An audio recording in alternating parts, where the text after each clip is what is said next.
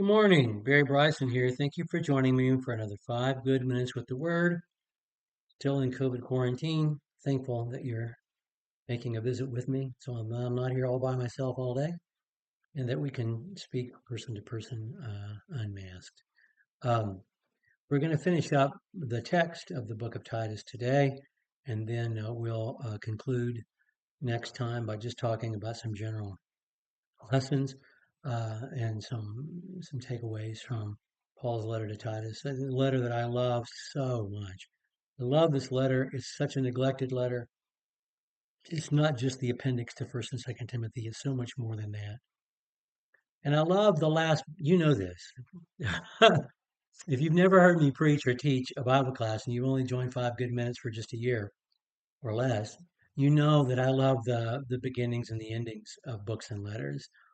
I always read the introductions to books, always the prefaces and the introductions. I just do, um, and um, and the hellos and the goodbyes of these letters in the New Testament are just a trove of information about what's happening at the time, and take you back to the moment, place you in history,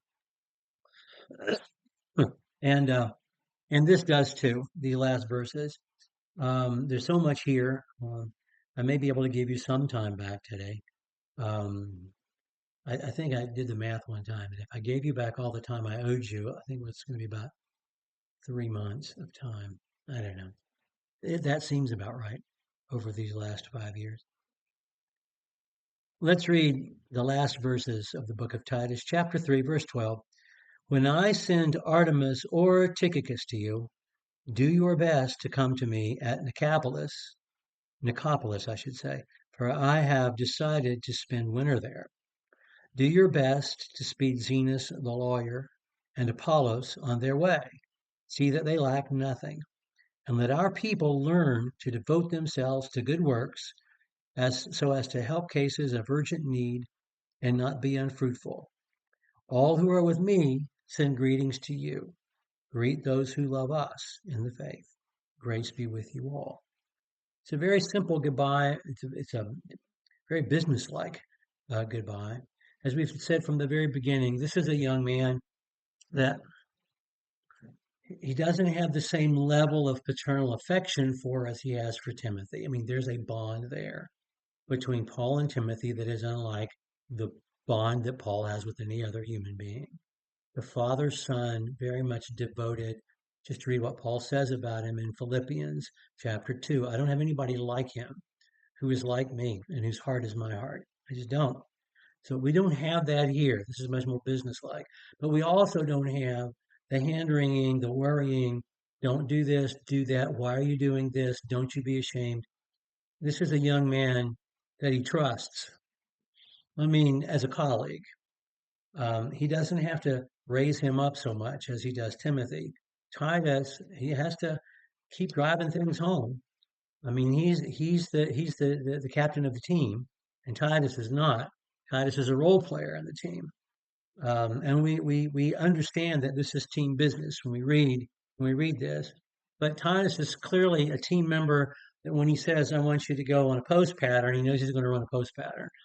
It's somebody that's going to do the job he's been told to do. So he immediately gets into the business. I'm going to send somebody to replace you.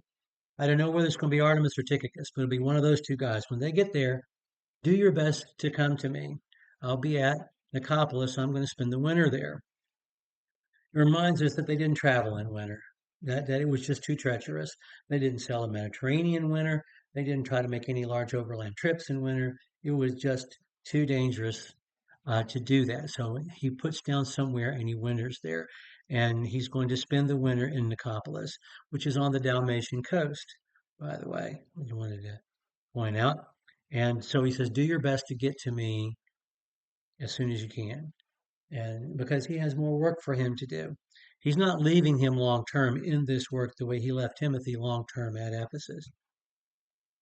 And then he says, Zenas and Apollos, Zenas is a lawyer, and that is a lawyer in the Roman sense of the word, not in the Hebrew sense of the word, not an expert on the Mosaic law, but someone who's expert in Roman law, local customs and laws, and who can be a legal representative.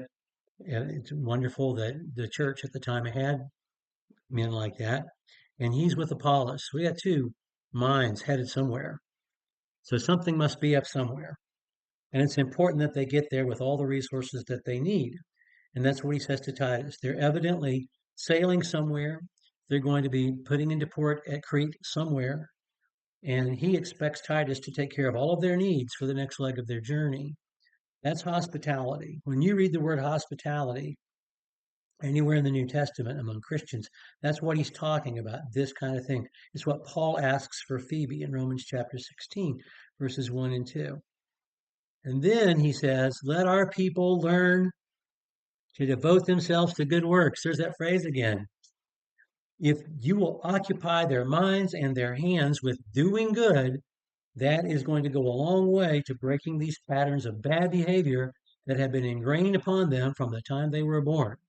So, teach them to devote themselves to good deeds so that they're ready to help in urgent cases and to not be unfruitful. And then the farewell, it's generic, but it's encompassing and inclusive. Everybody here says, hey to you. I want you to greet those who love us in the faith.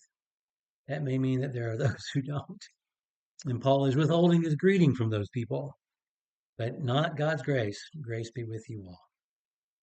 Okay, we're going to talk about Titus next time and some of the things we can take away. I hope I have just whetted your appetite for this book. It's been such a brief study that you'll go back and spend time in it, especially if you ever have been a minister or would like to be a minister or are engaged in ministry. This is really one of those handbooks that the Bible provides us that tells us what to do on our job. Okay, we'll pick up there next time. Thank you for joining me for another 5 good minutes with the Word.